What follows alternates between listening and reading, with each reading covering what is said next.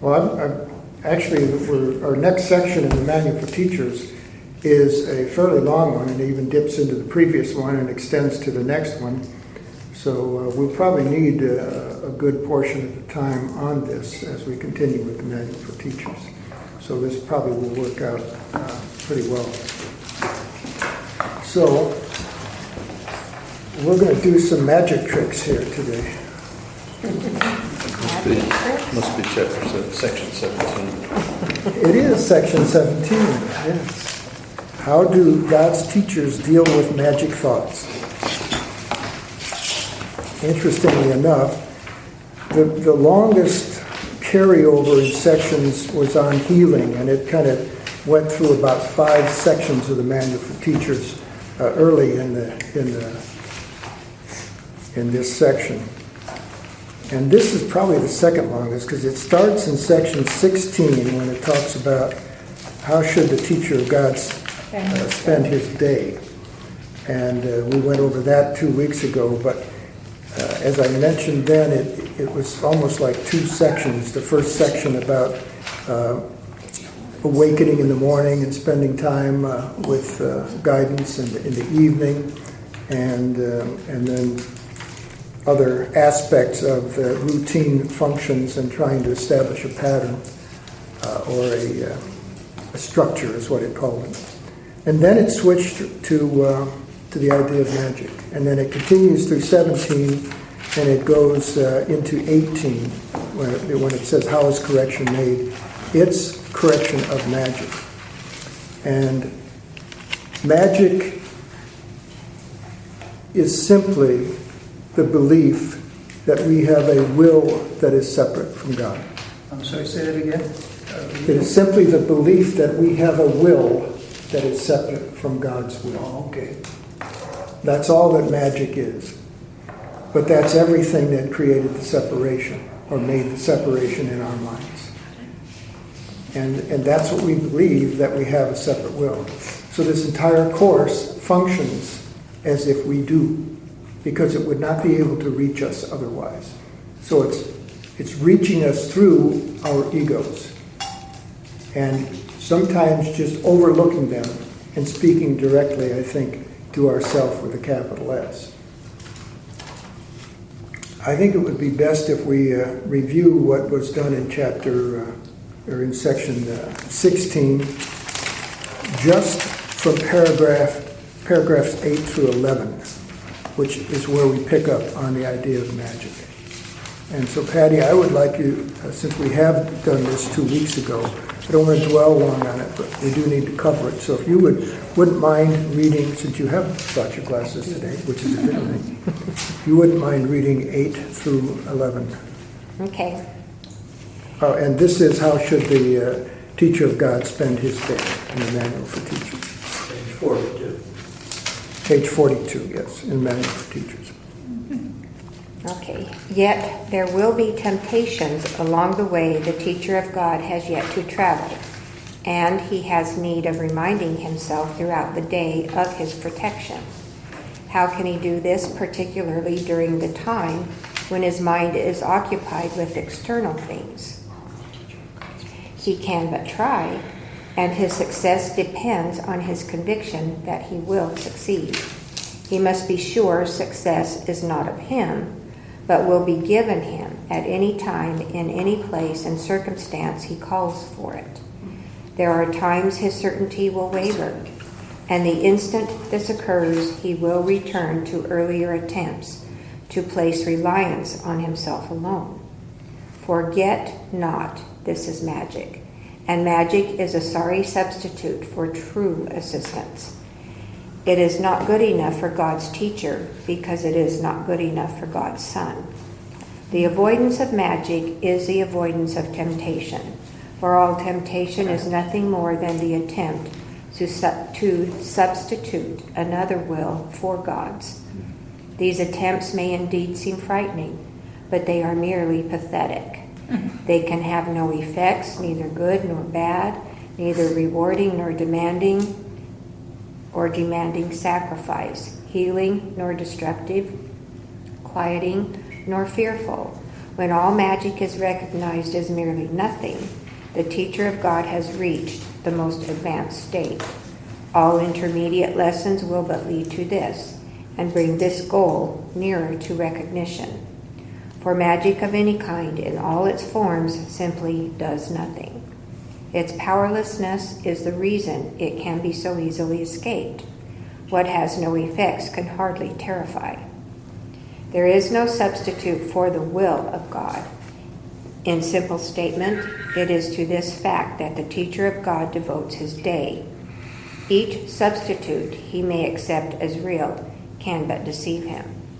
But he is safe from all deception if he so decides. Perhaps he needs to remember, God is with me. I cannot be deceived. Perhaps he prefers other words, or only one, or none at all. Yet each temptation to accept magic as true must be abandoned through his recognition, not that it is fearful, not that it is sinful, not that it is dangerous, but merely that it is meaningless. Rooted in sacrifice and separation, two aspects of one error and no more, he merely chooses to give up all that he never had. And for this sacrifice is heaven restored to his awareness. Is not this an exchange that you would want? The world would gladly make it if it knew it could be made.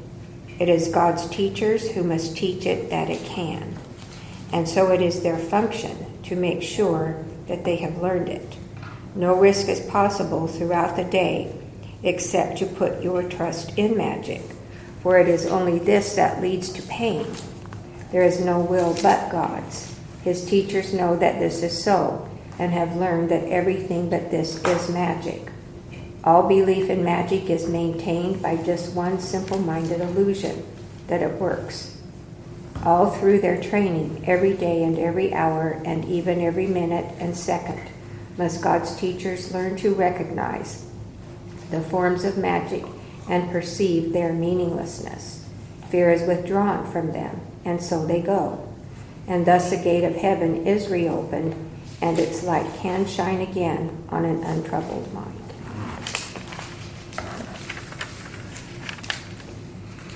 All through their training, every day and every hour, and even every minute and second, must God's teachers learn to recognize the forms of magic and perceive their meaninglessness.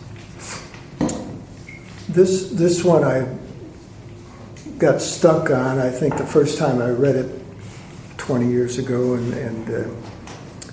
but at any rate, it's tough. And that's why in paragraph 10 it says, each substitute you make as real is just but to deceive. So, but he is safe from all deception if he so decides. Perhaps he needs to remember, God is with me, I cannot be deceived, quote unquote, or other words, or none at all. What's helped me most, because otherwise, think about it, if we don't have some default place to go in our minds, then we're sitting here through our egos trying to say, oh, each minute, each second, oh, what about this second? Oh, and it's just an impossible task. It has to boil down eventually to a faith in something is with me that can take over, because I cannot function by trying to be wary every minute, every second of my life in this dream. It's just not going to happen. So one of the things, would it be better if we cracked that door open and let the air pass through? Because there was a nice breeze at the beginning. Can we maybe leave it a foot open and see if that works? Open the other door. Yeah. Is anybody else hot? Yeah, it's pretty warm. Isn't it? It's actually hot out there when I was walking up there. Oh, I already feel the difference I right just there. walked out. Oh, yeah. It's hotter out. Yeah. Yeah. If you're a fan, you see it good for all of us. Well, Fan your husband. if that goes on for another hour and 15 minutes, that could be a distraction. Anyway, one of the things that I found that works for me, and it might be helpful for others, in this idea of just some sort of mantra or catalyst or default place is in the workbook in section 4, the review for section 4. Section 4 review. It's on the workbook, page 273.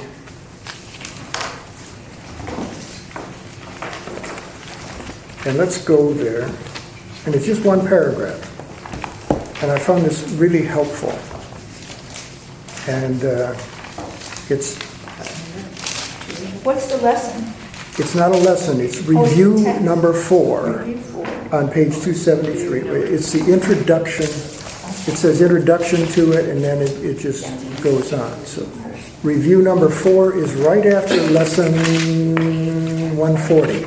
So it's between 140 and 141. So Josh, if you wouldn't mind reading paragraph 2 here, with in mind, what we're trying to keep in mind is that we need something, or I need something, just to help me constantly remember without having to go through my ego at every step. So if you wouldn't mind reading paragraph 2. There is a central theme that unifies each step in the review we undertake, which can be simply stated in these words: my mind holds only what I think with God. That is a fact and represents the truth of what you are and what your Father is. It is this thought by which the Father gave creation to the Son, establishing the Son as co-creator with Himself. It is this thought that fully guarantees salvation to the Son, for in His mind no thoughts can dwell but those His Father shares. Lack of forgiveness blocks this thought from His awareness, yet it is forever true. So this has helped me out in a lot of situations. And what this review does is then as you start reviewing the previous lessons, you start each one with, my mind holds only what I think with God. But we've talked in the past, and Brian has brought up the idea of someone who said that thoughts are like birds. You can let them come and go, but you don't have to build a nest for them. And I think that applies to this sentence here that says, for in his mind no thoughts can dwell, but those his Father shares. So anyway, that was helpful for me, and I think it might be helpful for some others. Yeah, what he actually said was unwanted thoughts are like birds. There's a lot of them flying around, but you don't have to build them a nest. That's it. Doesn't Esther Abraham, teach that you don't give a thought any power until you've held it for 17 seconds? Heard that one? Yeah. Yeah. Yeah. It's like, it can come and you can let it just go. I've started just shaking my head. People probably think I have a tick or something. You know, whatever works. Yeah, I know. Yeah. But, just, no, I don't want that one. I just like, but we get something like 60,000 thoughts, random thoughts. They've measured people's minds. 60,000 thoughts go through a person's mind a day. That's a lot of thoughts. I thought so. I just say no thought. When I get a thought that I don't want to focus on, I just mentally say no thought, because I want Spirit to know that I don't want to give any energy to this thought. But my friend Steve, the computer guy, he says delete. Delete, yeah, I was just going to say, oh, that's good. I do that too. Those are quicker than mine. I go to the truth and illusion cannot exist in the same place. So the Course talks about the altar to the Father and to the Son, and place your thoughts upon the altar, and what is illusion will just disappear, and what is truth will come back to you. So, and I make a symbolic thing, like if I'm having a thoughts, I gotta just, it's yours, and whatever comes back is fine, and then I go back out again, and that's all I'm going to show to the world. So I like the ones that are quicker, because mine takes some thought to get there sometimes. Kimberly, I think she's been here once or twice. She pictures the trash can on the computer. So, yeah, whatever works. I think Reverend Michael Beckwith, he always referred to it more like, they aren't new thoughts anyhow, they're just recirculating the same. Most of them are just the same thoughts going around and around and around. So it's, and again, that whole thing on ahimsa is non-attachment, and it's only if you attach and give emotion to it, the energy that will, I think, set it in. So that's probably why, if you hang on to something for 17 seconds, you're going to add some emotion to it, something to it that you're attaching. And isn't that what we read when most things I've read on meditation and trying to teach people how to meditate is the big mistake most people make is trying to clear their minds of all thoughts, and the more you try to do that, more thoughts come in. So what's suggested is to let them come in. Just let them come in, look at them, and it's like they're on the old ticker tape. Just let them go. Just let them slide right by. Don't try to stop them, because if you try to stop them, what you resist persists, and that's what you're going to concentrate on. Right. Give energy to what you don't want, you get more of it. Really hits the spot. I've noticed though, if I notice something and I'll say, oh, that's an old conditioning that I can let go of now. Yeah. Good. There's a lot of one that I'm aware of. Ooh, wow. Yeah, I used to think that all the time. Yeah, okay, I don't need that anymore. See, isn't that a good way to make a positive out of a potential negative? Yeah. Because it's usually a negative thought. Right, it is. And so, about but the observation that, oh, that doesn't bother me as much as it used to, has kind of flipped it. So I am making progress here. Mm-hmm. And the next time, if there is a next time, it'll be even less. And then finally, I don't think I'll even have a need for it. You know, earlier today, I had a situation like that where I was thinking back, you know, I'm a 12-stepper, and one of the 12 steps is making amends. And I thought about two people that I had made amends to years ago. I don't know what brought that to my mind. But I was no longer bothered by it. I noticed that. But I could think about this situation that I had taken care of, and it no longer bothered me where it used to bother me before I made the amends. It bothered me a lot. So this stuff works. You know, in a sense, it cancels out what appeared to be negative, and it turns it into what this says right now. It's neither good nor bad, harmful or otherwise. It's meaningless. Exactly. Yeah. It neutralizes it.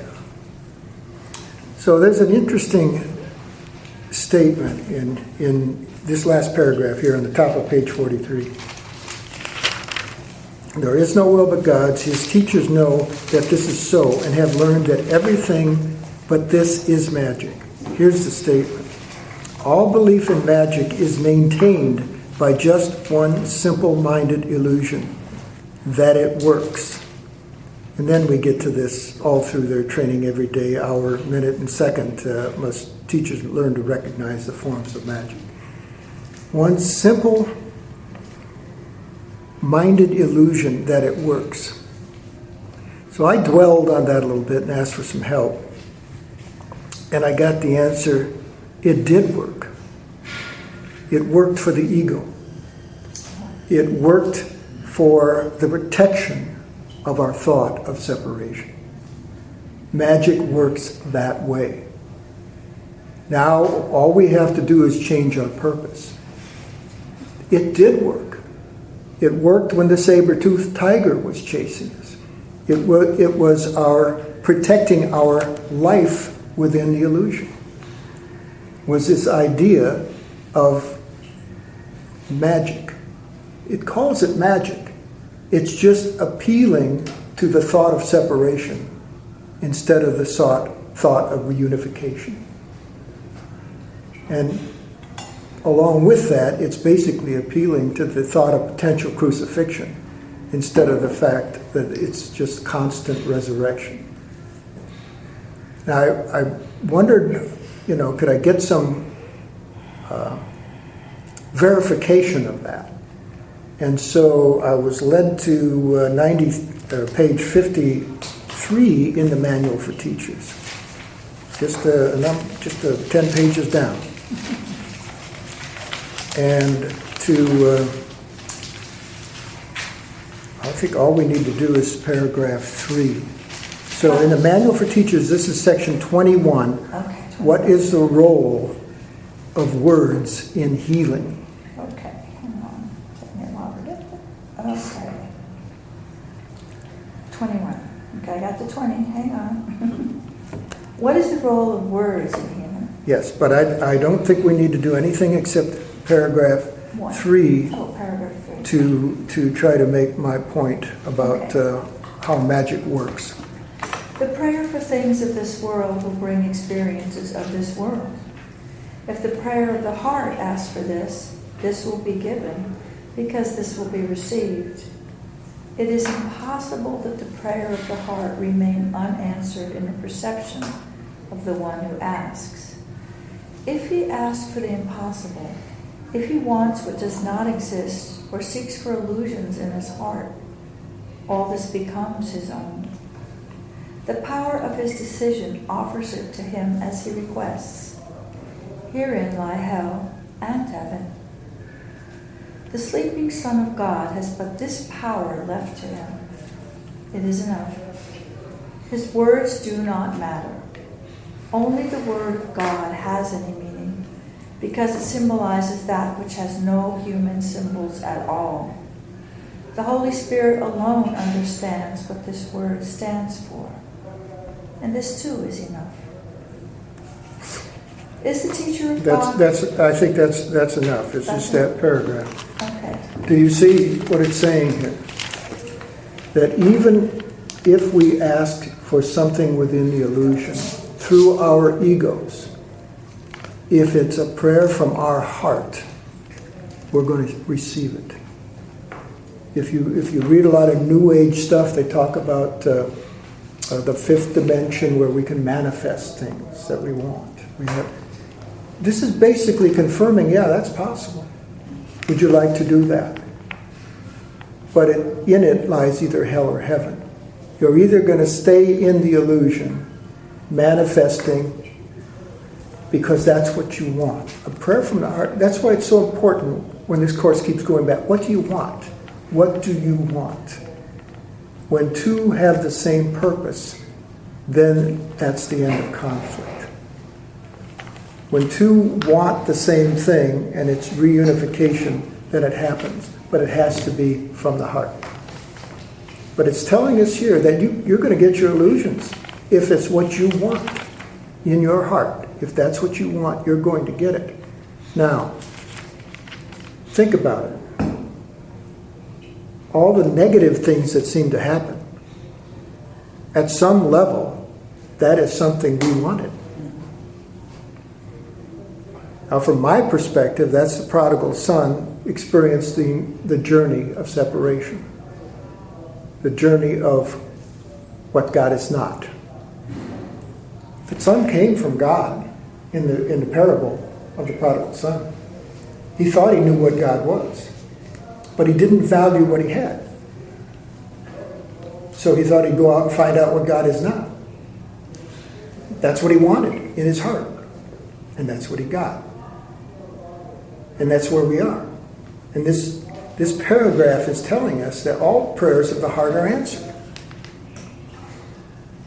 We have gotten what we have requested. At some point in our heart, we're going to say, all I want is this reunification. I don't know what's going to become of this world. I don't know what's going to become of this bill for $1,000. But all I want in my heart is peace. So there. What's the easiest way to get it now? I'll pay it. If you had done it and then held on to it, and it was boy, that really bugs me. Oh, that bothers me. Oh, that, I still could do something. My mind tells me you wouldn't have got your $1,000 back. Yeah, You learned the lesson. I did. It was done. You didn't need it again. What would you sell your peace of mind for? Exactly. Then I said how grateful I am that I have this, that I can Write a check like that. There you go. There you go. Because what about all the people who can't? That's right. So what happens in this world you're just talking about? It's all a story. Nothing matters. That's what it says. When you find out it's all meaningless, there's no more magic. Yeah. I love the word dream. This whole world is a dream. Okay? Now, should we really get upset in our dream if something happens? That doesn't make any sense at all, does it? No. So it's just a dream. It makes sense when we think we're in the dream, just like our dreams at Yeah. night. They sure seem real sometimes. Yeah. But that's what we're trying to do, is get an overview that is beyond that. Any thoughts on that number 16? Well, basically, it says also in the very beginning, in the miracles, is that when they aren't occurring, then there's something wrong. I mean, because that is the natural state to where what appears to be miracles is no longer, you're just in that state of everything. Yeah, another way to look at that might be that we want something other than that miracle. We want to be right. We want to be separate. We want to be, in some cases, the hero of our own dream. In basically all cases, I think. Even if that dream is to be a martyr and to suffer more than anyone else, that's still our version of a hero in the dream. Well, the martyr certainly reinforces the idea of separation. And That sacrifice. somebody died for the rest of us, or the hero, Right. either one. Yeah. And that's where I think a number of religions have put this idea of sacrifice out, including the Christian religion. And they've taken that message on the cross as the idea that we must sacrifice. That is a glorious thing for us to do, is to sacrifice. Then God will be happy if we sacrifice. And what this course is telling us over and over again is that's not true. Let's take a little diversion real quick here on that issue. I think I can find it. If my eyes work.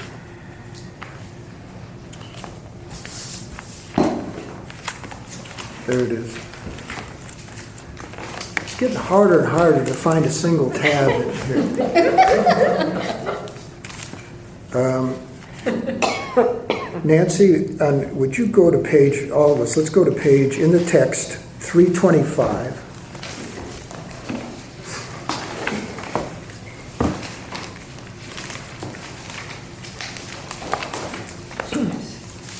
And what this is, Under time of rebirth. in chapter 15, anyway, the holy instant is the chapter, and it's section 10. Section 10, okay. The time of rebirth? Yes, time of rebirth. And all we're going to read is one paragraph here. And it's relating to this idea of sacrifice. Because I think we forget how ingrained this is within us. I know I do. So it's paragraph 5 on page 325. And Nancy, if you would go ahead and read that.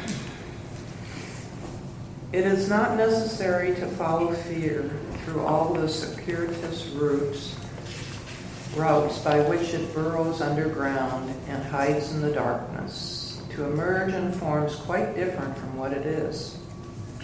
Yet it is necessary to examine each one as long as you would retain the principle that governs all of them.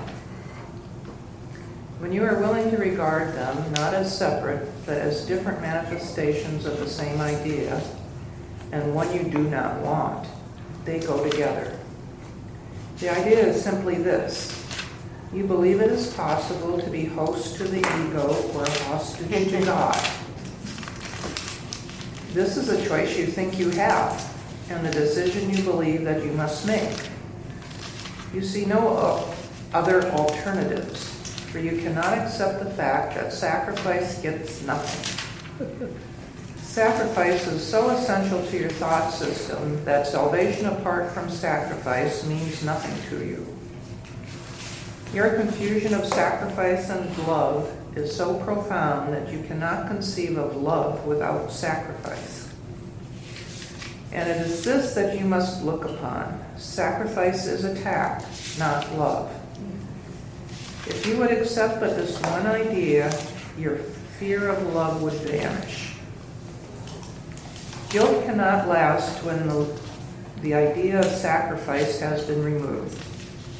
For if there is sacrifice, someone must pay and someone must get.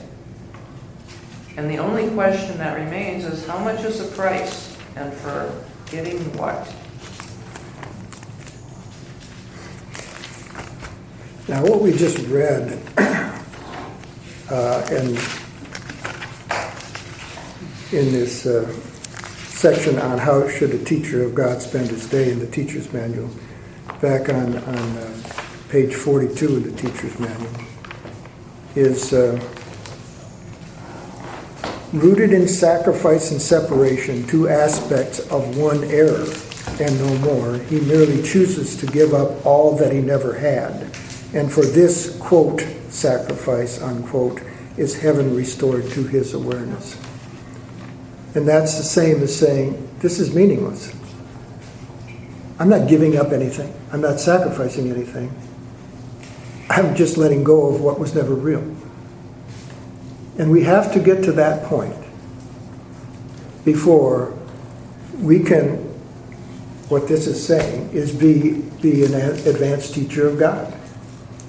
Because otherwise we find ourselves arguing pages and paragraphs with people. Well, the Course says this, it says that. All of a sudden, we're trying to help a student, quote unquote, and we've gotten in an argument which made the whole illusion real.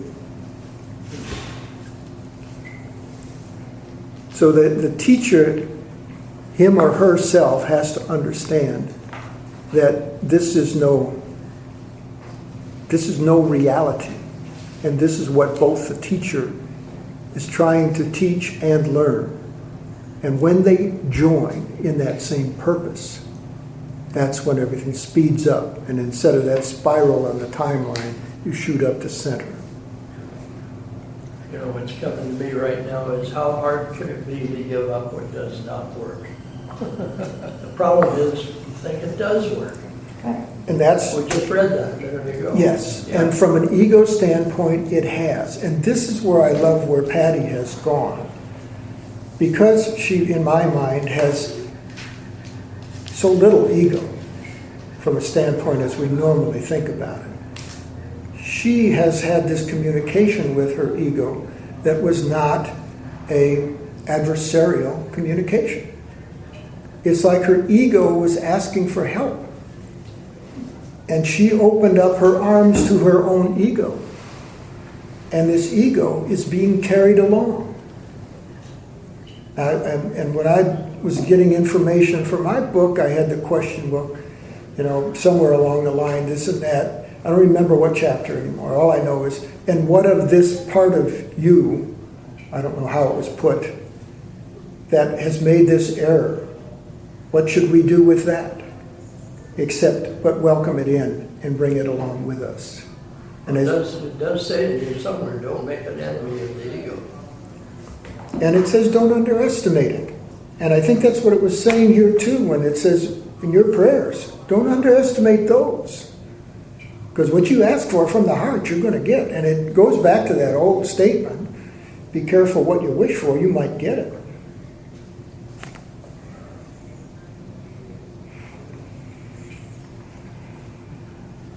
But I think when we talk about the ego, it also goes along with what Jim says quite often about who would you not walk through the gates of heaven with, or take his hand, or something to that effect.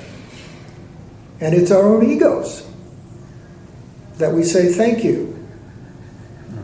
From my perspective, each ego has given us our flavor that we share at this feast when it says, for they have come to this banquet, when we all share everything and nothing is lost and everything is gained. Without this prodigal son trip, of the ego, there's no flavor coming back to the feast. It's this we share. Now, we don't stay there. This feast, I think, is in the real world. The Course tells us over and over again, the real world is not a place we stay. It's another illusion, there to replace the one we had.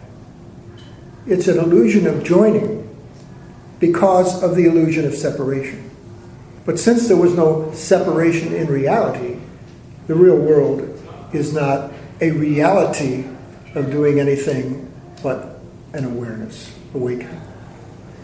You know, this journey of the prodigal son, not everyone wants the same distance. So that would account for what you call the different flavors. Yes. Some people walk way down that road farther than others, you know.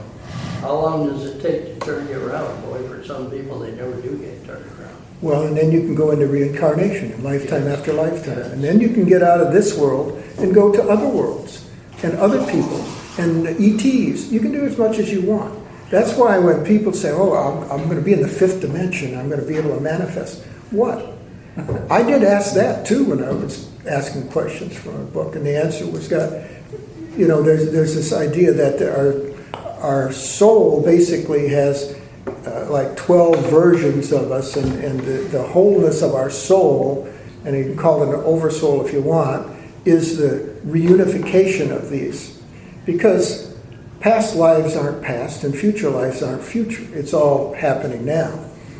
So, when these 12 versions of us come together, it's like we have 12 strands of DNA instead of 2, and everything communicates, and it's all this. Well, I asked a question along those lines, and the answer I got was, because it was about manifesting. And then it was like, I'm heavily paraphrasing, what would you want to manifest? Would you want to manifest power? Would you want to have 1,000 people that would be serving you? Would you want to have take it as far as you want? Maybe one of them would then say, I want power. And then now you would have to have weapons of destruction. And then they would have weapons of destruction. Can you see where it's going? As long as there's this belief in separation, manifesting doesn't mean anything. And finally, it led all the way to the idea, maybe this has a familiar ring to you now, of gods in the heavens at war. Because that's where it would end up, if we want to manifest power and become a god ourselves, if it's not shared. Of course, that is in the Hindu scriptures, gods at war with each other. Yeah, I think it's in Greek mythology, it's in Roman history, everything, all the way up and down. And that's the idea of the monotheism, of only having one God. Because then that God has to be at war with itself. And that is what we appear to be doing now. Each of us. At war with ourselves. Because of a wish for specialness. And to have something for myself alone. Like this, just what Patty, if he tries to do this for himself alone. There are many times his certainty will waver the instant this occurs, he will return to earlier attempts to place reliance on himself alone. Okay, well, probably enough on that. So let's go to 17 now. How do God's teachers deal with magic thoughts? And this is on page 44 in the Manual for Teachers, and it's number 17 if you... Have you got it, Analia? Okay, I think, Roger, are you up? Yeah. This number 1? Yes, please.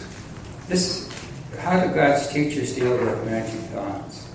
This is a crucial decision, both for teacher and pupil. If this issue is mishandled, the teacher of God has hurt himself and has also attacked his pupil. This strengthens fear and makes the magic seem quite real to both of them. How to deal with magic thus becomes a major lesson for the teacher of God to master. His first responsibility in this is not to attack it.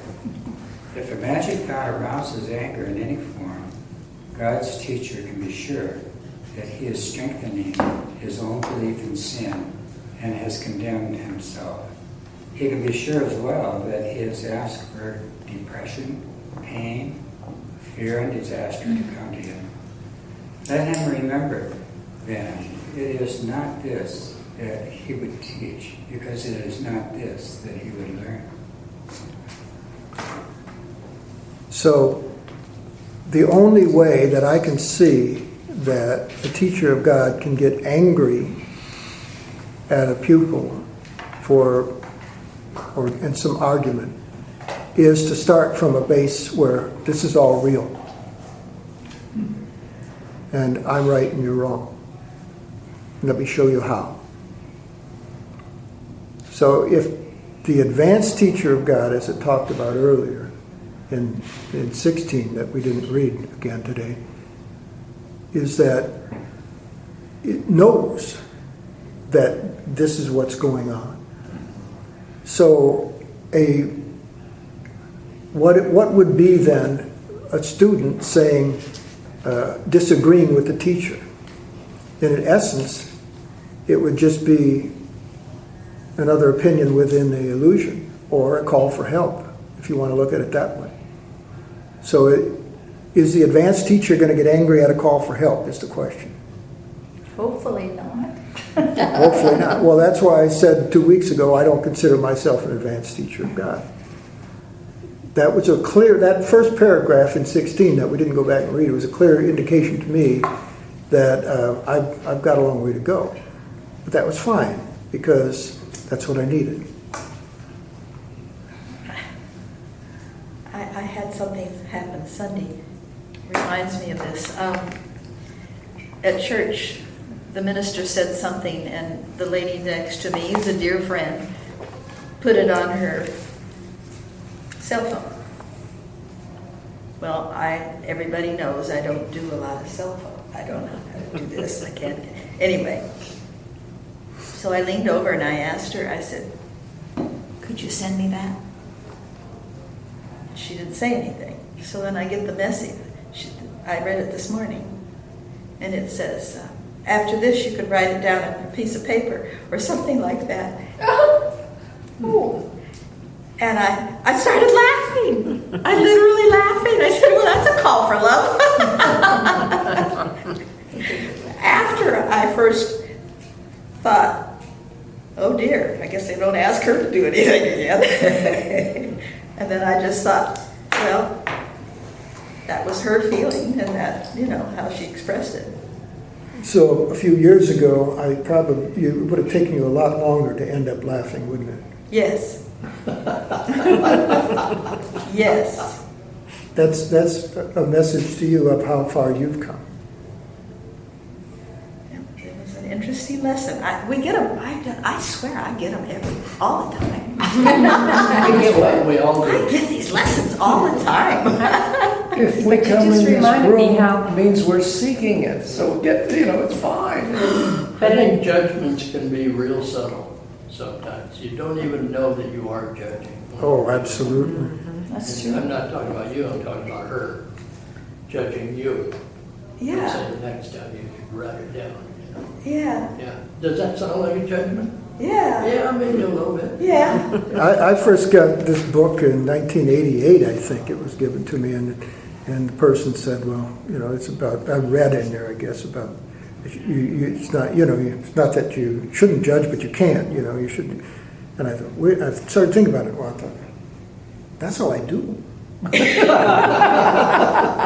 How would you survive otherwise? Yeah. And that's the reliance on the ego. And that is the ego that got us to this point, and that is the ego's magic that seemed to work. But it's a dead end. And at that point, when we realize it's a dead end, that's when we say, there must be a better way. And that's what happened to Helen and Bill Thetford. The better way is what Jim says all the time, judge not. Right, It is what it is. Just notice without judging. yeah. Yeah. Just, like it's, I'm so far removed from it that I don't care how it goes. And so I just notice it. Oh, look at that. Yeah, Yeah. and my foot fell off, my God. Yeah. My foot fell off. Yeah. But I love what you just reminded me of. It's that spontaneous chuckle that comes up at a situation that you would normally be upset about. And it's just all at once, I guess you just reminded me how many different times fairly recently that I have felt this chuckle that would come up.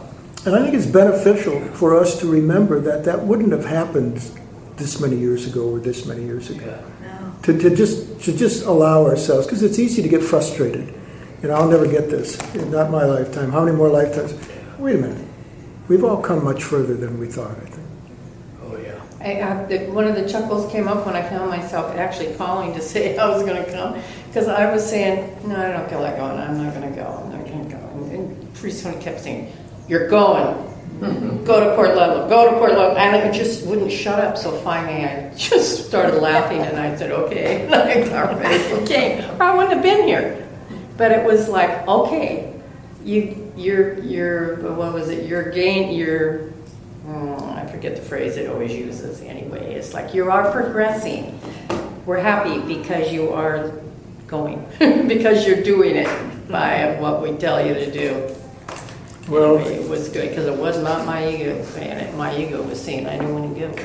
it's nice we noticed that, because many of us wouldn't have noticed what was going on at all, wouldn't have been paying attention. Mary, would you read paragraph 2, please?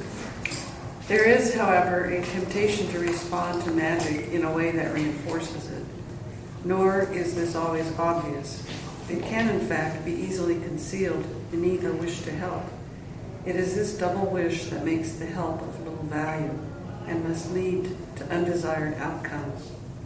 Nor should it be forgotten that the outcome that results will always come to teacher and pupil alike. How many times has it been emphasized that you give but to yourself? And where could this be better shown than in the kinds of help the teacher of God gives to those who need his aid? Here is his gift most clearly given him, for he will give only what he has chosen for himself. And in this gift is his judgment upon the Holy Son of God. This double wish, the second wish buried beneath a wish to help, can be very well hidden. It can be in our past prejudices or judgments that have built up over time. It's a type of thing that you could say, well, I'll help this person, but he sure doesn't deserve it. But it's sure what? He sure doesn't deserve it, but I'll help him. Oh, You see what I'm saying? That's the double wish. yeah. It's like, all right, I'm sacrificing here, but I'll do it. Well, then you've just condemned him and yourself. Martyrdom. Or you may get the idea that if I do this, then he'll owe me. Yeah, Is it exactly. what? Then he will owe me. If I help him, he'll owe me instead of me owing him. Or the old statement, well, I'll be the better man. Yeah. Could it go a step That further? hook.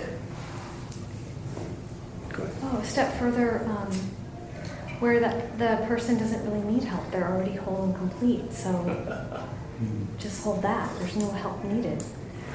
Well, I think that's up front in the idea. What there's an assumption being made here is that these two are coming together, and there was no accident that they came together. So the best thing that would happen then is to be aware that you only offer help until you've received the guidance to do it. It maybe is what you're saying, Stephanie, that you're trying to help someone and there's been no call for help. Is that what you're saying? No. It's the subtle thought of that if anybody needs help, period, then it's not holding the wholeness, that the perfection that already is. Well, from a standpoint of above the battleground, that would would be something true. I think what this is trying to tell us, because it is a manual for teachers, is that we all do need help, and that the teacher learns as the teacher teaches, and both are of equal value, so that the situation is going to come up to us where there will be a call for help. And then the question is, where do we go for an answer, or do we even recognize it? They're asking us in the manual for teachers to help forgive the entire illusion. That's what it's talking that about. we're never alone in that. We always have help with Exactly. that all the time. Right. And it says in here also, are you ready now to help me save the world? We're not alone. We can't save the world. What the ego tries to do is do that. And a lot of people who have good thoughts and want to help, I think at least the intention's there, so I think they're going to get help anyway. But I think that if they understood their connection, again, that's why I go to, my mind holds only what I think with God. If they were in that connection all the time, they would be directed where their help is supposed to go. There was an interesting thing I just read over the weekend that was taken down by Helen. It's not in this book, and it's in the cameos that Robert Perry's summary of all of this has, on Edgar Casey, and how Jesus is talking about him and all the good that Edgar Casey has done, and says he will be immortalized, but more of his work needs to be edited, and Hugh Lynn Casey was doing that editing. In other words, recognizing that Edgar Casey, despite his connection, was off track quite often. Yeah. And what Jesus told Helen is that one of the things that he failed to do was to ask for help all the time. When people came to him, he thought it was his function to help everybody. So he would work 16-hour days doing that, and he ruined his own health. Yeah. And that if he would have asked me, Jesus is telling Helen, then I could have shown him to direct the health, where to go. But he had such an ingrained feeling of needing to sacrifice, probably because of his religious background, that he thought he needed to do it the way he was doing it. You know, who knows what somebody else's lessons are? You know, if I interject myself and try to help them, am I interfering with what's supposed to happen anyway? You know, I had an interesting experience of this. I haven't shared this with Scott, but last week Scott fell down in my office in Bremerton and got this shiner. Had to go to the hospital and have stitches. And so I'm thinking afterwards, he's got an appointment to go skydiving on Friday. And he shouldn't be doing that, you know. And I wrestled with, shall I tell him that? Do I know this? You know, and it was coming to me that I'm trying to interfere in whatever's going on in his life, and how do I know what's best? And so finally I didn't do anything, you know, which I think was the right thing to do. And then Scott tells me that they canceled the skydiving thing anyway because it was cloudy and they didn't want to know. That's good manifesting, Brian.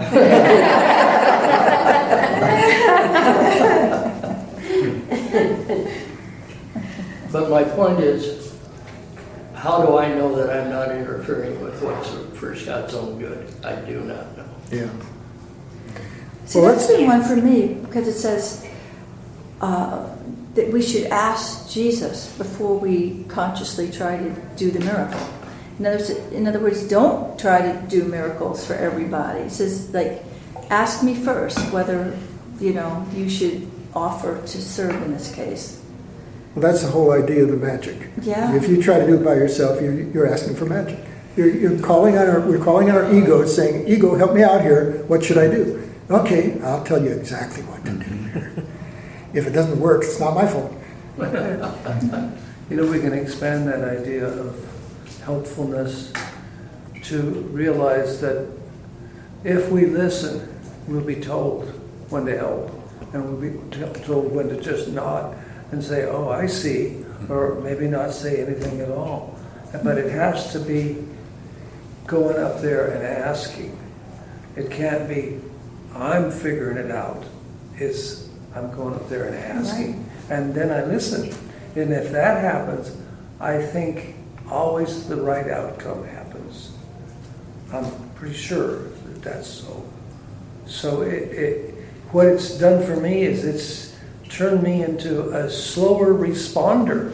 People will say, Jim, what do you think of this? And I'll go,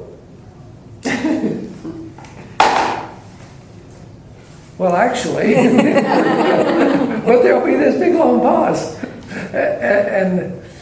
And then whatever I say, and I often don't even know what I said. I have to ask her. But she'll say, "Oh, you handled it perfectly." You know? And it's interesting to understand that we need guidance. All of us do. You know, none of us are able to walk on water. At least not in this room. I don't think there's anybody who can walk on water. So yeah, we need guidance. We need to stop and ask and listen. When I go up on the elevator to the hospital, I have this talk with the Holy Spirit to put the words in my mouth, to guide me to where I'm supposed to be, what I'm to say. And sometimes I have no idea. I walk in and I surprise myself that this comes out of my mouth.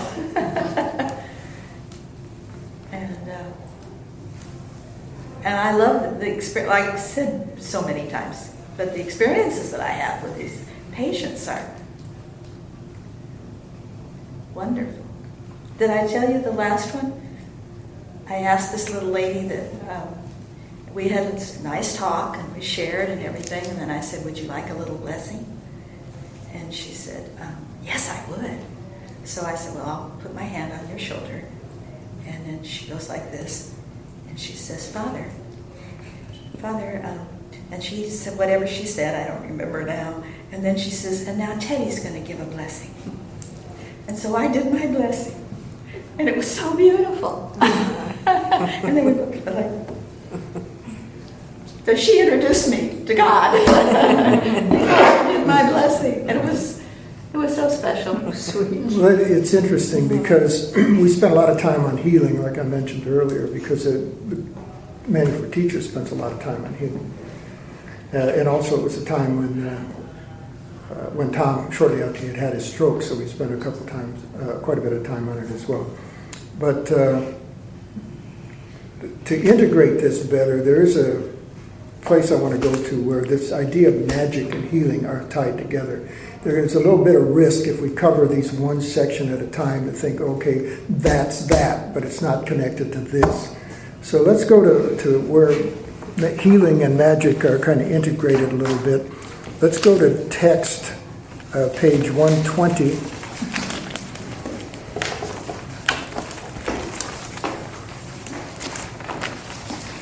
And this is chapter 7. And this is chapter The Gifts of the Kingdom, and it's section 5, Healing and the Changelessness of Mind. And I'm going to want to tie in, these aren't long paragraphs, so I'm going to, on page 120, I'm going to want to do paragraphs 3 and 4. And Kat, if you would read both paragraphs 3 and 4 in The Gifts of the Kingdom and Healing and the Changelessness of Mind. Healing is the one ability everyone can develop and must develop if he is to be healed. Healing is the Holy Spirit's form of communication in this world, and only one he accepts.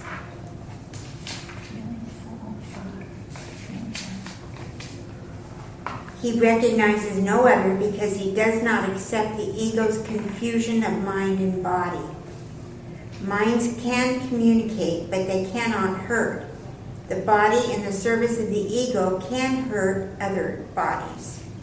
But this cannot occur unless the body has already been confused with the mind. This situation, too, can be used either for healing or for magic, but you must remember that magic always involves the belief that healing is harmful. This belief is its totally insane premise, and so it proceeds accordingly. Healing only strengthens. Magic always tries to weaken. Healing perceives nothing in the healer that everyone else does not share with him. Magic always sees something special in the healer, which he believes he can offer as a gift to someone who does not have it. He may believe that the gift comes from God to him, but it is quite evident that he does not understand God if he thinks he has something that others lack.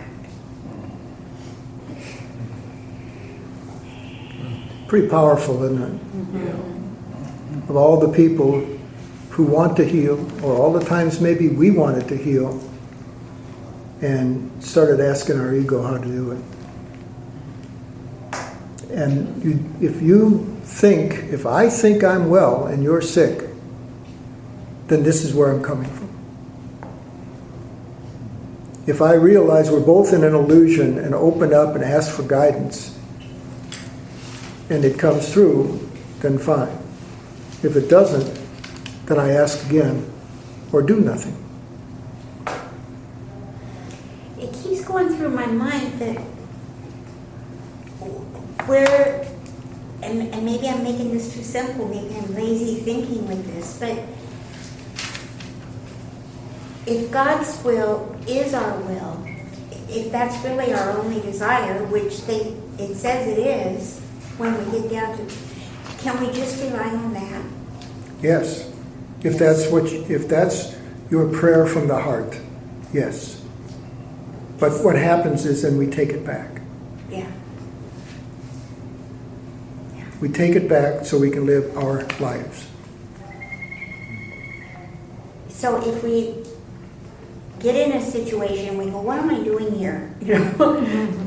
Can you default to God's will is my will? I'm here. I couldn't be here without His. That's what I'm talking about, and what I was talking about at 16, about finding something, a catalyst, something to go to. And one of the good ones for me was my mind holds only what I think with God. Yeah. If I can remember, thing, something to go like that. Okay. Now I'm coming from a totally different place. Okay. But we do make up those other stories. Yes, we do. Every morning I ask God for His guidance, or Spirit, or Jesus, or whatever.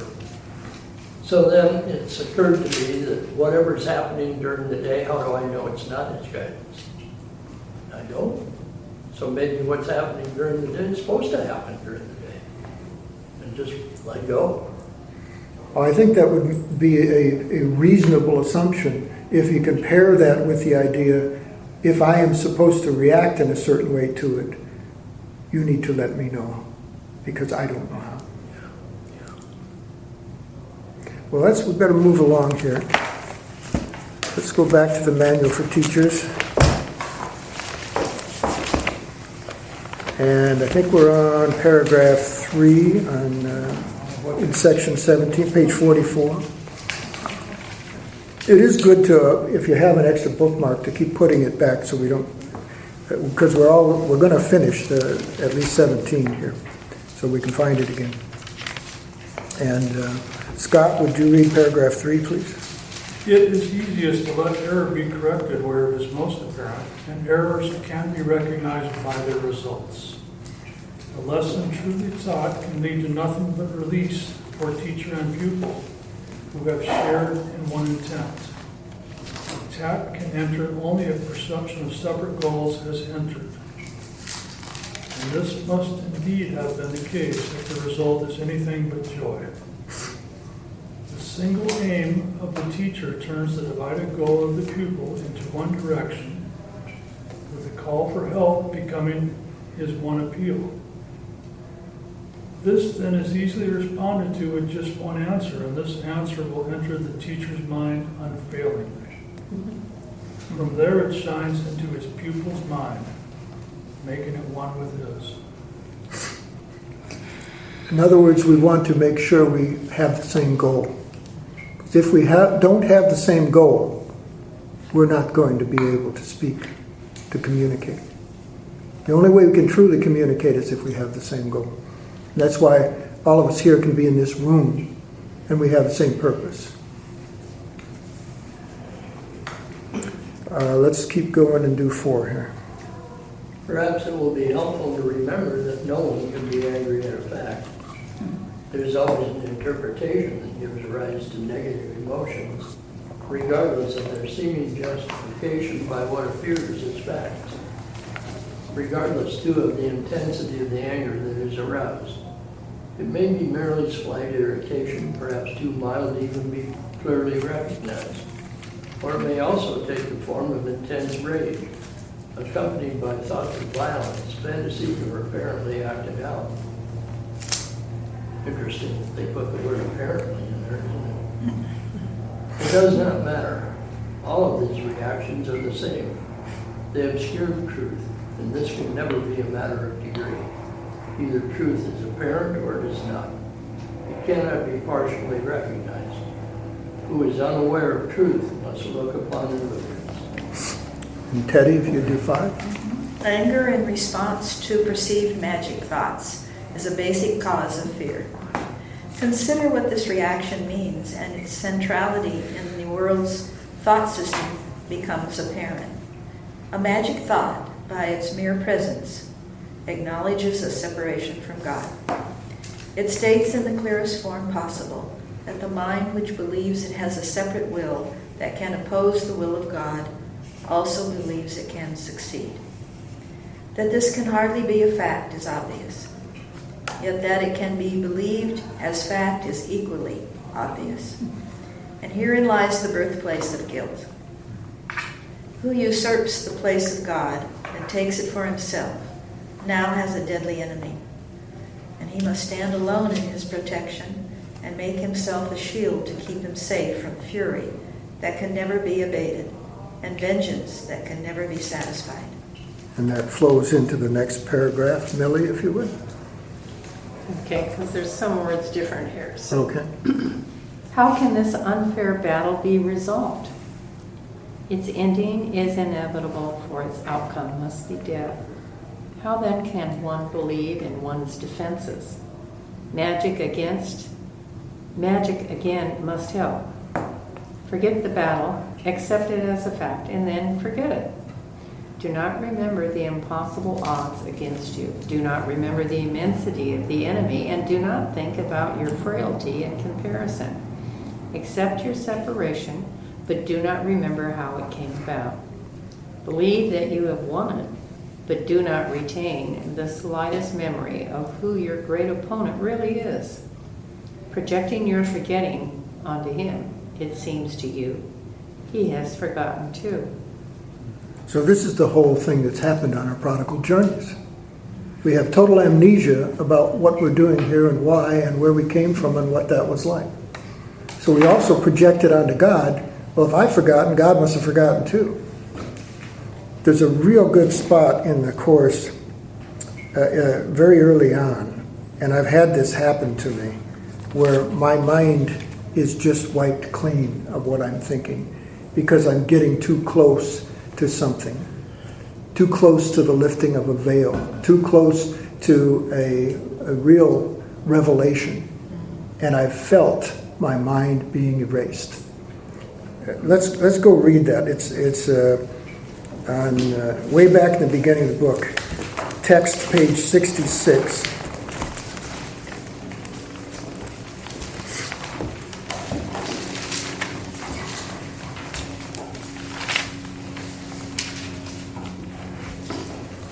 And this is in chapter 4, The Illusions of the Ego, and it is in section 5, The Ego-Body Illusion. And it is paragraph 4. Paragraph 4? Yes. And Sally, if you would. Sure. The body is the ego's home by its own election. It is the only identification with which the ego feels safe. since the body's vulnerability is its own best argument that you cannot be of God. This is the belief that the ego sponsors eagerly, yet the ego hates the body because it cannot accept it as good enough to be its home. Here is where the mind becomes actually dazed, being told by the ego that it is really part of the body and that the body is its protector. The mind is also told that the body cannot protect it. Therefore, the mind asks, where can I go for protection? Okay. To it, therefore, to which the ego replies, turn to me.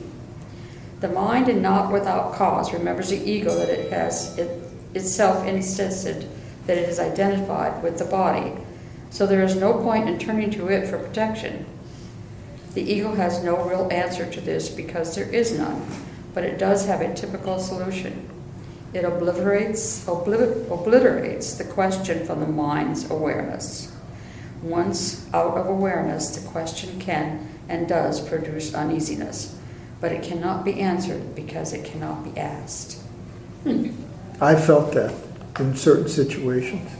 And maybe a good analogy is all of us maybe walking from one room through a doorway into another room and then looking around and say, why did I walk in? Oh, yeah. It's like it's just wiped out. And so when we start getting too close, this is an ego answer. It's the same amnesia that started the entire prodigal son journey to begin with. It gets a little more frequent as you get older. Yes, it is. I have a feeling it is. But I remember when I was in my 30s doing something, and I remember we were at Sandy, because I remember telling you, I said, I've just done something that was really kind of silly, and I forgot something, and then I forgot why I was here, and it's no big deal, except, if I were in my 70s, I'd probably think I was losing it. And we forget when we're young that we do the same thing. And we do. You were in the 3rd grade and riding the bus and everything just disappeared. There you go. Well, it's like my panic when I awoke in the middle of the night and couldn't remember my function. Remember what? 3 o'clock in the morning, I'm shaking Jim, I can't remember my function. Our lesson for that day was what our function was. So she wakes me up. And you said, that's okay, I forgive you. He said, it's forgiveness. I said, oh, okay. Yeah. I probably wasn't fully awake, but anyway. Didn't you remember? You were supposed to give me a back rub. It was a panic. I mean, it was really a sense of panic, waking up and just set bolt upright. I remember the feeling is probably as much as I remember, but I just almost, I don't know if I was screaming or not, but I woke up, shoved him and said, I don't remember my function. That was your perfect opportunity. Yeah. Well, that again, I keep bringing it all back to the prodigal son, but that's basically what we do all the time. I don't remember my function here. What am I doing? All of a sudden we're wrapped up in a situation, I don't remember my function. Wait a minute, maybe my function is my mind holds only what I think with God. Now I've stepped back, I'm out of the way. Do I have a function in this situation? Is it, am I supposed to tell Scott what he's supposed to do, whether to jump out of a plane or not? By the way, I wouldn't recommend it. It's the idea that we think from an ego standpoint that we can direct our worlds. And it's this world that we're finding out is lacking, that will get us to a point where we can say there must be a better way. What can we say? I didn't hear that. There must be a better way. Oh, yes, okay. We better keep going here. We were on 7. So I'm reading. Yes. You got to go back to the manual for teachers now. Oh, wait. Or you want the manual for teachers? Oh, I'm sorry, back in the manual for teachers, yeah. All right. Pardon me. Yeah. Okay, where? But what will now be your reaction to all the magic thoughts? They can but reawaken sleeping guilt, which you have hidden but have not let go. Each one says clearly to your frightened mind, you have usurped the place of God. Think not that he has forgotten. Here we have the fear of God most starkly represented. For in that thought has guilt already raised madness to the throne of God himself. And now there is no hope except to kill. Here is salvation now. An angry father pursues his guilty son. Kill or be killed, for here alone is choice. Beyond this there is none. For what was done cannot be done without. The stain of blood can never be removed, and anyone who bears this stain on him must meet with death. We better continue with the next one. Did you want to read, Stephanie? 8. Thank you. Thank you. To this hopeless situation, God sends his teachers. They bring the light of hope from God himself. There is a way in which escape is possible. It can be learned and taught, but it requires patience and abundant willingness. Given that, the lessons manifest simplicity stands out like an intense white light against a black horizon. For such it is. If anger comes from an interpretation and not a fact, it is never justified. Once this is even dimly grasped, the way is open. Now it is possible to take the next step. The interpretation can be changed at last. Magic thoughts need not lead the way to condemnation, for they do not really have the power to give rise to guilt, and so they can be overlooked and thus forgotten in the truest sense. Overlooked and then forgotten. And this from the guidance within. And I'll read the last one, and then I'll have Patty, if she will, read another paragraph somewhere else. Madness but seems terrible. In truth, it has no power to make anything.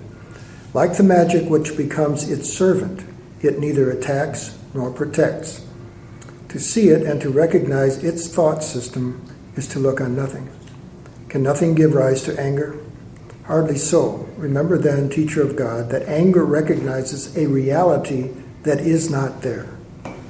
Yet is the anger certain witness that you do believe in it as fact. Now is escape impossible until you see you have responded to your own interpretation, which you have projected on an outside world. Let this grim sword be taken from you now. There is no death. This sword does not exist. The fear of God is causeless, but his love is cause of everything, beyond all fear, and thus forever real and always true. And it goes back to interpretation. And either this is real or it isn't. Early in the course, it talks about fantasy. And that early in the course, I wondered what that meant. But I think this is basically what it's talking about here. In fact, let's go to it in text, page 15, right at the beginning.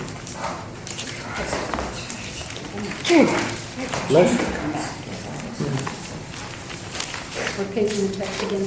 It's page 15, so this is all the way back in chapter 1, and it's in section 7, Distortions of Miracle Impulses.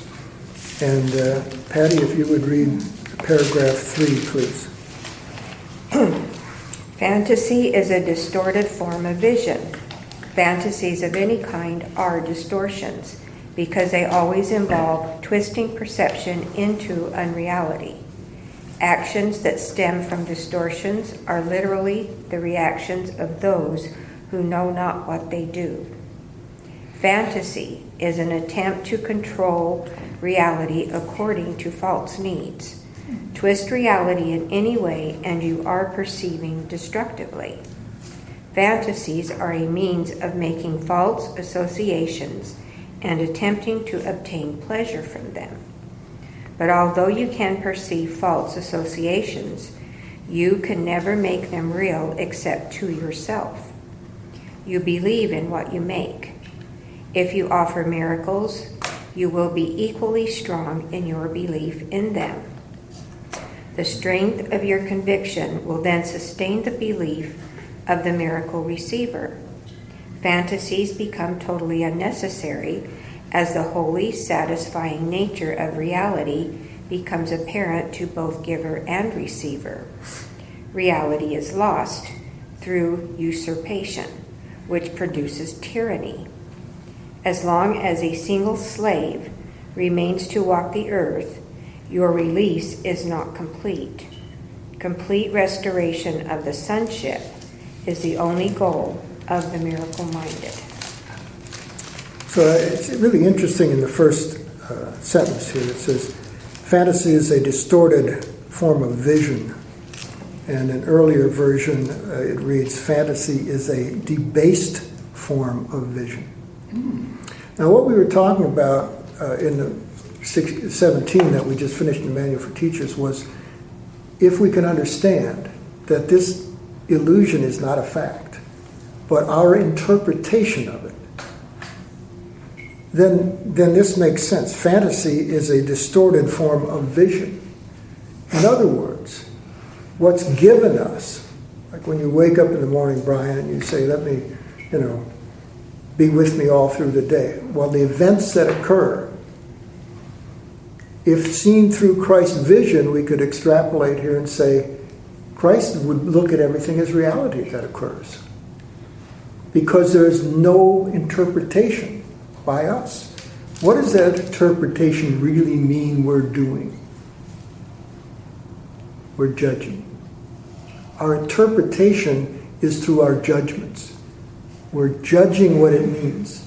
If we could look at the events that occur without our judgment, we would have a mind clear enough to connect to that. My mind holds only what I think with God. And that would be looking through us, and then it would be with Christ's vision, and all it would see would be the idea of each living thing as an equal son of God, or what it calls the face of Christ in everything. So is he calling us slaves to our own perception and judgments? I believe so. Yeah. Yeah. Wow. Another way to put it is slave to the ego, and another way to put that is a slave to the idea of separation and specialness. Any thoughts on this section 17 in the Manual for Teachers?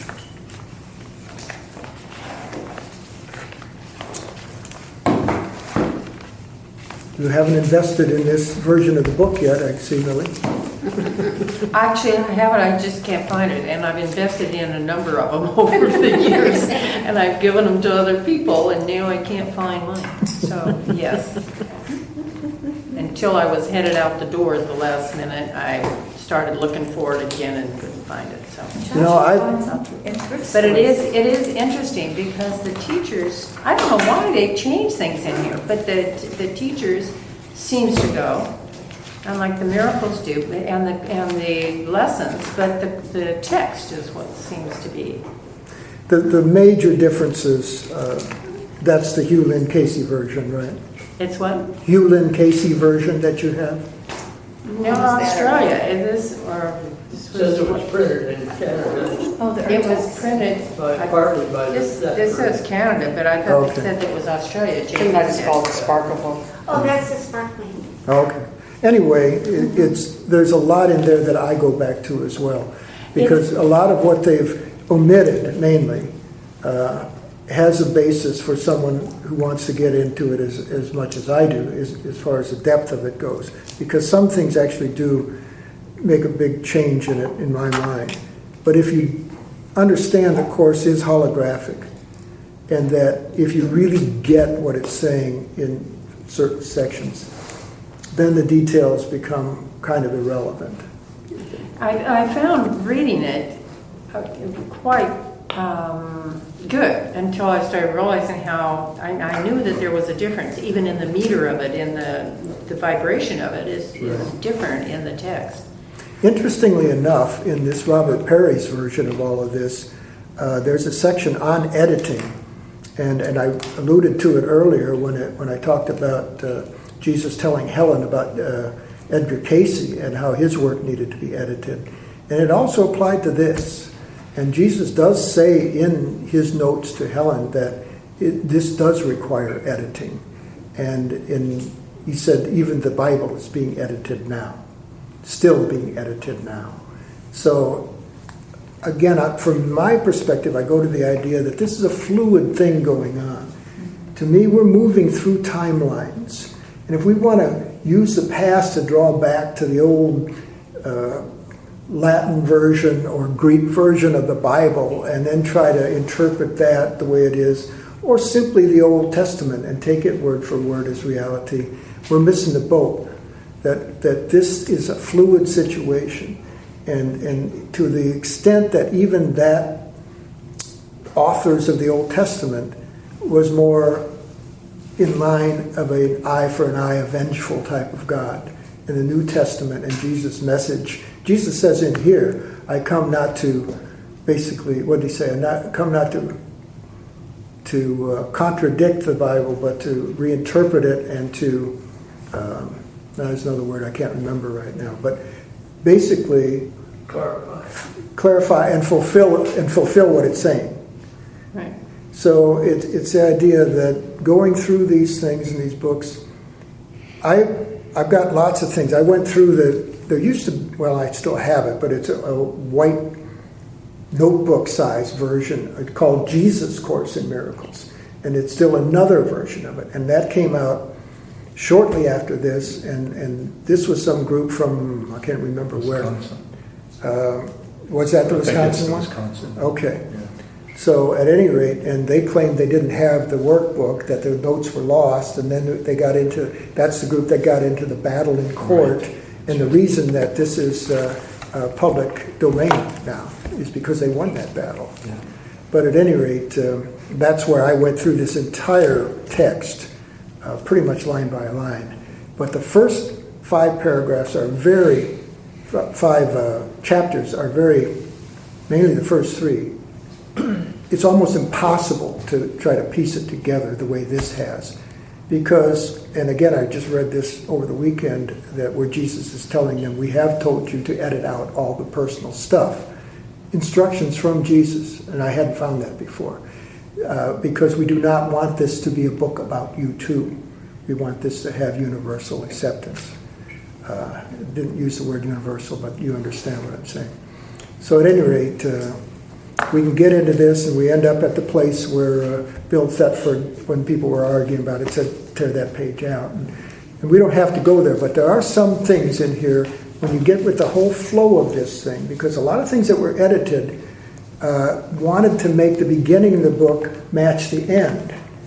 And so words like soul were changed to spirit, and there were other things in here. And I would have preferred they did not do that, because I think one of the keys of this is it is a flow. It is a transformation of the prodigal son. And it tells us the world is a reverse of what heaven is, basically. And this starts out reaching us in the early chapters of this world as this illusion. And right nuts and bolts of where we think we are. And it moves to the place where we are here now in the teacher's manual, where your job now is to realize that is meaningless. Well, it wasn't meaningless when this thing started out, because we were all deep, deep into it, and it wouldn't have made sense to start it out by saying it's all meaningless. Because we just put the book down and say, what should I do now? Yeah, Yeah. So there is a transformation, a progression through him. The one I like the most is Tom's. I mean, I love that book, and I think that is something that in those bite-sized pieces, I keep reading to my friend in Alaska that I sent the Course in Miracles and a bunch of stuff, and I read that, and it's just like that. To me, he sums up these things so significantly in such bite-sized pieces, and says, variations on a theme of the same things. so beautifully. I mean, so Yeah. so clear that and I many of almost them- think I mean, I can't wait for that book to come out Right. because I'd like a whole box of them. Me too. Everybody I want to have that. And how that should be, I was saying yesterday that it should be on the New York Times bestseller list. And, you know, to look at what that takes to get it done, even in pre-sales and everything, to get that book out. I think you just put it very well, that it is so concise and so profound at the same time. It takes all of this and Right. just goes doink, doink, doink, doink, doink, doink, and Well, space is important. You know, it's like if you keep feeding the mind this, but if you read something and then, you know, he has that space, you know, and then because it's this experience is where, you know, love can't be understood. It has to be experienced, you know, and so you need that space. And Joshua has some really good news. Well, the good news is Tom is going to have a great announcement for you next week. Next week. at what? Tom will have a great announcement. I don't want to steal his thunder, but Oh.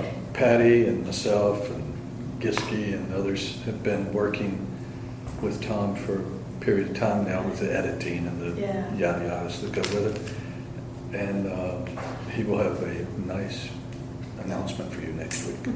Good, because that is something I do notice as I'm reading them over and over is typical errors. I mean, a Yeah. lot of errors. I mean, I've been fortunate enough to read the book about how many times now. I'm in, sure. in the editing process. And it's exactly what you described. Those bite-sized pieces that lead to a deepening. It just and an experience. synthesizes everything in just doing, that's a book that I would do. I mean, it's just like when I sent my friend a Course in Miracles up there, and I sent her a couple of other favorite authors, Marianne Williamson and Alan Cohen and stuff, sent them books, you know, about it so that she could kind of help get into it.